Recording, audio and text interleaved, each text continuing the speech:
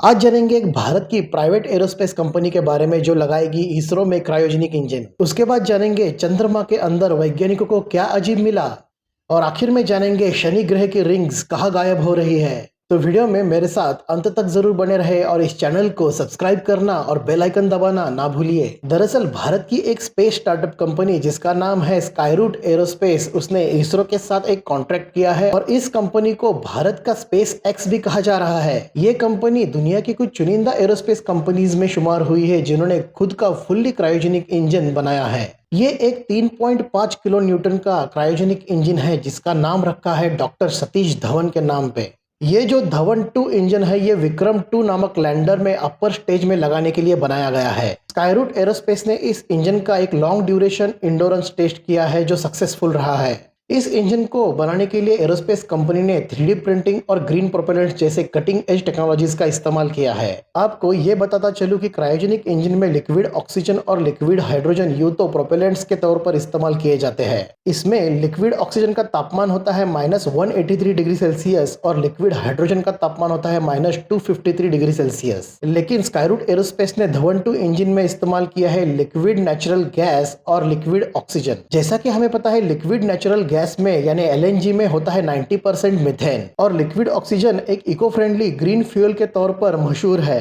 Fully cryogenic engines जो होते हैं उनका स्पेसिफिक इंपल्स बहुत ही ज्यादा होता है, इसीलिए इसे रॉकेट्स के अपर स्टेजेस में इस्तेमाल किया जाता है और जो रॉकेट की पेलोड कैपेसिटी भी बहुत हद तक इंक्रीज करता है। और इस तरह की बड़ी अचीवमेंट को हासिल करके इस कंपनी ने बहुत ही चुनिंदा कंपनीज की लिस्ट में अपना नाम दर्ज किया है।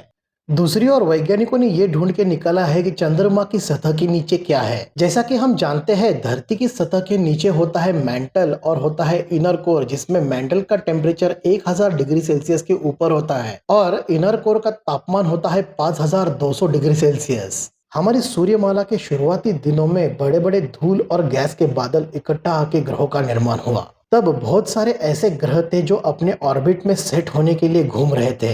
तभी हमारी धरती और मंगल ग्रह के बीच में और एक ग्रह था जो अपनी पोजीशन इस सोलर सिस्टम में ढूंढ रहा था लेकिन उसे नहीं मिली। इस थिया नामक ग्रह का आकार लगभग मंगल ग्रह जितना था, वो हमारी धरती से टकरा गया। इस इम्पैक्ट की वजह से बड़ी मात्रा में मलबा स्पेस में फैल गया और वो धीरे धीरे धरती के इर्द गिर्द घूमने लगा और बाद में यही मलबा इकट्ठा होकर बना हमारा चंद्रमा। वैज्ञानिकों ने यह पाया कि चंद्रमा के सतह के नीचे चंद्रमा का कोर है वो बिल्कुल भी धरती के इनर कोर जैसा ही है। वैज्ञानिकों ने जब इसकी डेंसिटी का अभ्यास किया तो ये पाया कि बाहर का जो लेयर है वो लिक्विड लेयर है और अंदर का लेयर सॉलिड है। इसमें चंद्रमा के आउटर लेयर की रेडियस है 362 किलोमीटर्स और इनर लेयर की रेडियस है 258 किलोमीटर्स और ये लगभग पूरे चंद्रमा के 15% रेडियस का हिस्सा है और इसकी डेंसिटी है लगभग 7822 किलोग्राम पर क्यूबिक मीटर। हमें पता है धरती पर जो बारिश होती है वो बादलों की वजह से होती है जो समुद्र से उठने वाली बाष्प होती है। पर जरा आप सोचिए कि क्या बारिश अगर सीधे स्पेस से हो जाए तो क्या होगा। दरअसल शनि ग्रह यानी सैटर्न के साथ भी यही हो रहा है।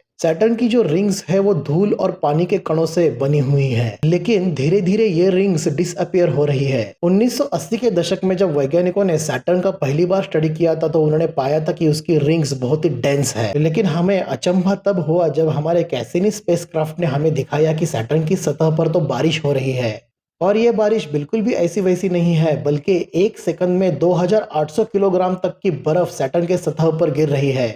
और सैटर्न की सतह तक पहुंचते पहुंचते ये ग्रह ग्रेविटी और सैटर्न के अपर एटमॉस्फेयर की गर्मी की वजह से गर्म होकर पानी के रूप में गिर रही है। अगर आपको इस एपिसोड में दी गई इन्फॉर्मेशन पसंद आई तो मुझे कमेंट बॉक्स में ज़रूर लिखिए और हमें सब्सक्राइब करना बिल्कुल भी ना भूलिए।